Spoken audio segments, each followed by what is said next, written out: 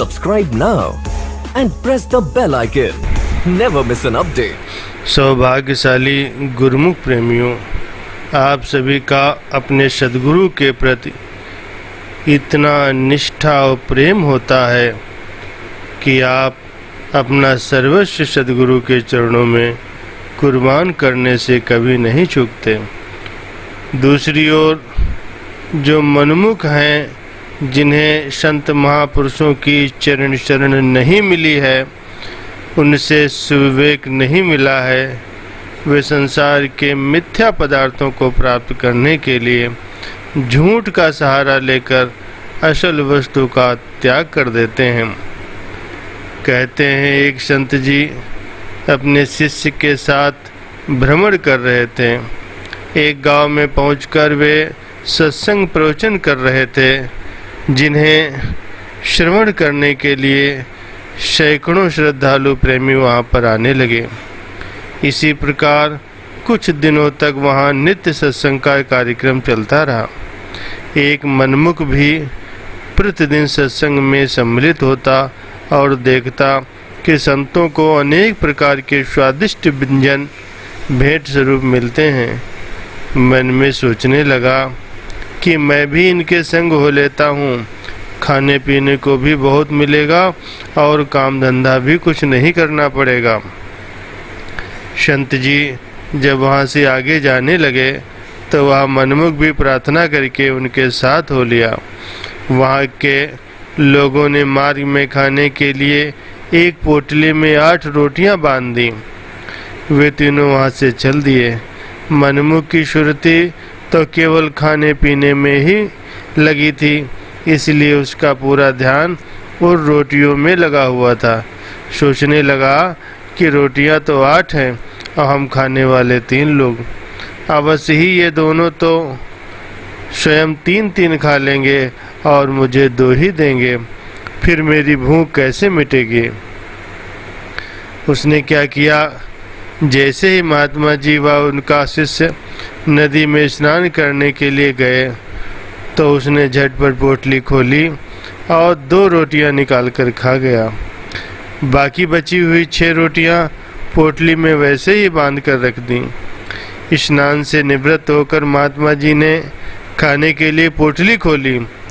उसमें से केवल 6 रोटियां पाकर उस आदमी से पूछने लगे, अरे भाई, चलते वक्त गांव वालों ने हमारे लिए 8 रोटियां बांधी थी, लेकिन अब इसमें केवल 6 रोटियां ही बची हैं।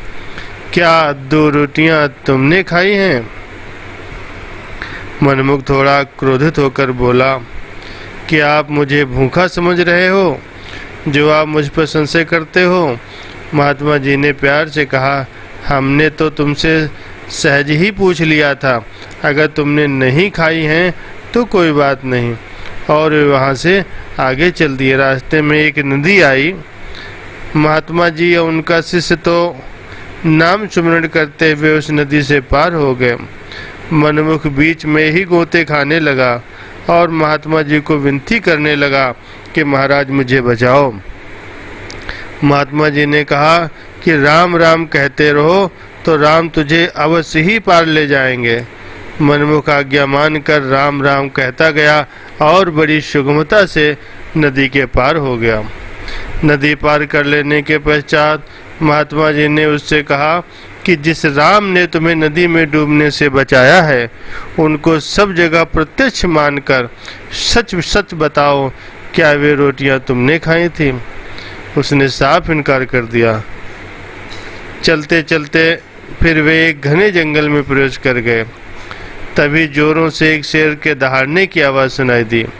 महात्मा जी और उनका शिष्य तो सद्गुरु पर भरोसा रख करके निडरतापूर्वक चलते रहे, परंतु मनमुख शेर की आवाज़ सुनकर के थर थर कांपने लगा और महात्मा जी से कहने लगा कि महाराज मुझे इस विपदा से बचाइए। महात्मा जी ने पुनः कहा कि राम राम कहते चलो, राम ही तुम्हारी रक्षा करेंगे। उसने फिर राम राम का जाप शुरू कर दिया और वह शेर रास्ता छोड़कर दूर चला गया। महात्मा जी ने दोबारा उससे बड़े प्रेम से पूछा कि जिस राम ने तुम्हें शेर का ग्रास बनने से बचाया है, उनको साक्षी मानकर सच सच बताओ, क्या वे रोटियां तुमने खाई थी? मनमुख बोला, यदि मैंने खाई होती तो हाँ कर देता। आप तो बरबस ही मुझे चोर साबित करने पर तुले हुए हो। महात्मा जी ने जान लिया कि इसका मन बहुत ही गंदा है, इसे हमारे संग से कोई लाभ नहीं होने वाला। यही सोच विचार में चलते चलते कुछ दूर पर उन्हें एक सोने की ईंट दिखाई दी। मनमुख सोना देखकर बहुत प्रसन्न हुआ और अपने भाग्यों की सराहना करने लगा।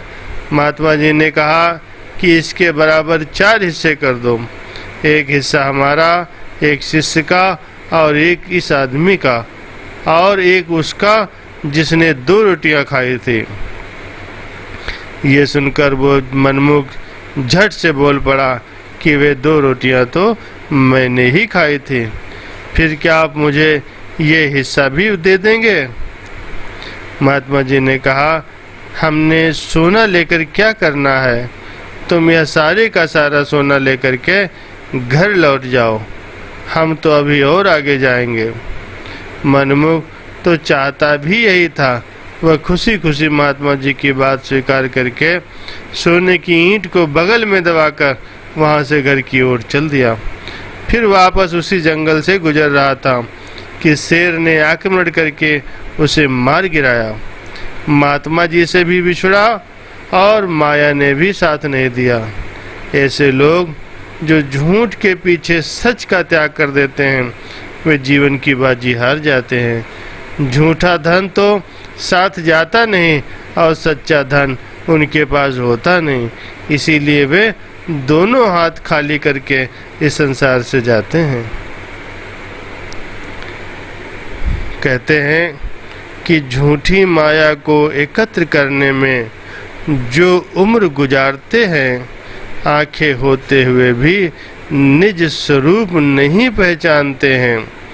शरीर की सेवा टहल में लग कारज अपना बिगाड़ते हैं, समय अकारत करके वे अपना जीवन हारते हैं।